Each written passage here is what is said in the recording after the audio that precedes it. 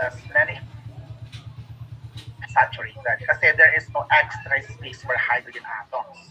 Okay? So, ibig sabihin, no double bonds between the carbons. So, solid at room temperature lang sila. Okay?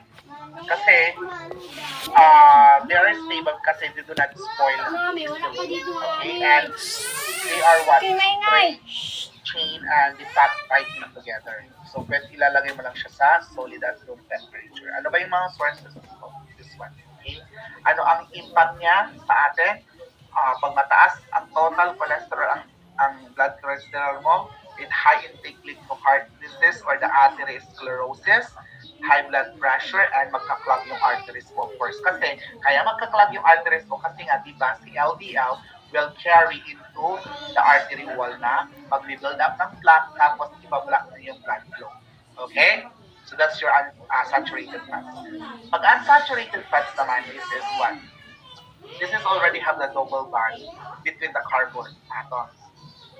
Fewer yung hydrogen atoms nila, bent yung shape, cannot pack together, so sa liquid at room temperature lang sila. Okay. So they are mostly found in plants and fish. Okay, so we do have two types here, the monounsaturated fatty acid, which is the one double bond. Example mo dito sa oleic acid. The oleic acid is what? The main fat in olive oil, peanut oil, and canola oil.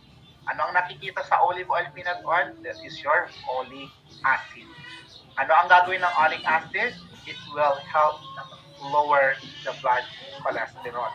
So, ang pinaka-healthy nito is the monounsaturated. They are healthy cholesterol kasi it lowers down the LDL, it gave or raises the HDL. Ngayon, marireduce yung heart disease niya. Okay? Next is the fully unsaturated fatty acid. So when we say fully saturated fatty acid, ito na yon.